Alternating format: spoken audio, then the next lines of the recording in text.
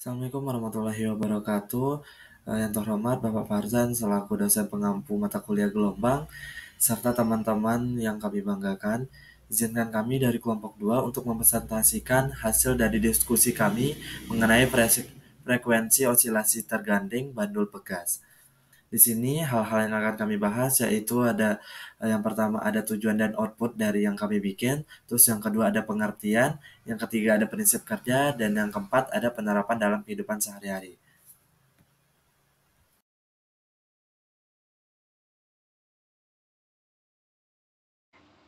Pengertian osilasi harmonik adalah gerakan bolak-balik beraturan yang terjadi di sekitar posisi keseimbangan. Contohnya adalah gerakan ayunan bandul yang dapat bergerak di sekitar sumbus kesetimbangan.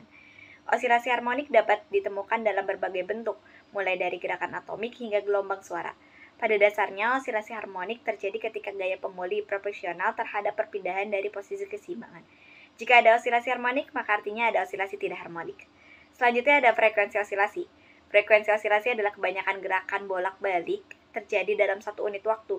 Dalam konteks fisika, frekuensi osilasi dinyatakan dalam hertz dan berhubungan dengan periode osilasi. Periode osilasi adalah waktu yang dibutuhkan untuk benda bergerak bolak-balik satu kali. Periode osilasi dan frekuensi osilasi berhubungan melalui rumus inversi, yaitu T sama dengan 1/F, di mana T adalah periode osilasi dan F adalah frekuensi osilasi. Selanjutnya ada gerak periodik bukan osilasi, adalah gerakan yang tidak bergerak dalam busur melingkar yang berpusat di titik pivot. Contohnya adalah gerakan yang berlangsung dalam satu sisi, seperti gerakan pegas, roda keseimbangan arloji, dan gerakan atom dalam molekul. Gerak periodik bukan osilasi tidak memiliki amplitudo yang berubah-ubah dan tidak memiliki keseimbangan. Gerak periodik bukan osilasi hanya bergerak dalam satu sisi dan tidak bergerak dalam busur melingkar.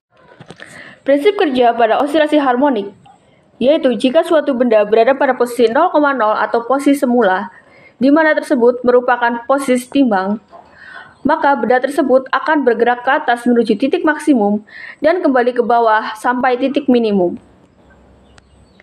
Benda tersebut akan bergerak kembali ke atas dari titik minimum, lalu akan melewati titik setimbang. Penerapan osilasi dalam kehidupan sehari-hari. Dalam kehidupan sehari-hari, kita banyak menjumpai gerak osilasi seperti pada jam pendulum, mainan ayunan, sok bekas mobil, alat musik, dan lain-lain. Contoh yang kami ambil di sini adalah ayunan. Ayunan merupakan salah satu contoh gerak osilasi yang menonjol dalam kehidupan nyata. Awalnya, ketika ayunan dalam keadaan diam, maka ayunan tersebut dikatakan dalam keadaan setimbang.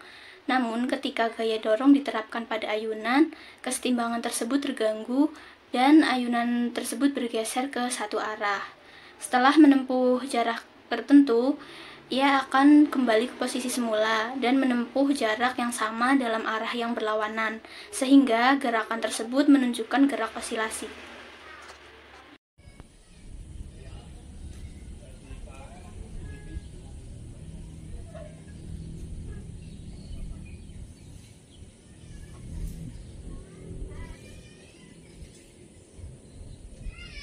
Sebuah motor yang melewati jalan yang bergelombang akan terasa adanya guncangan. Nah, guncangan tersebut akibat adanya gaya luar yang bekerja sehingga terjadi penarikan pegas pada sistem suspensi sebesar delta Y. Pegas berubah dari posisi timbangnya. Nah, waktu terjadinya pergerakan awal shock breaker saat berubah dari posisi timbangnya tersebut adalah saat T sama dengan 0. Gaya luar tidak lagi bekerja dalam sistem. Shock breaker tersebut berubah dari posisi timbangnya tanpa kecepatan awal.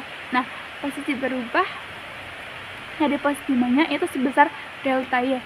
Perubahan posisi delta Y adalah pergangan pegas sebesar Y pada kondisi diam, yaitu Y0 sama dengan 0, sehingga dapat diketahui delta Y sama dengan Y0 sama dengan Y-0 sama dengan Y. Shock breaker tidak hanya ada gaya pegas yang bekerja, tetapi juga terdapat gaya peredam atau damping. Peredaman tersebut mengakibatkan adanya gaya yang hilang sehingga gerak osilasi melemah dan akhirnya berhenti. Gerak osilasi yang terdapat redaman tersebut disebut osilasi teredam atau dim oscillation.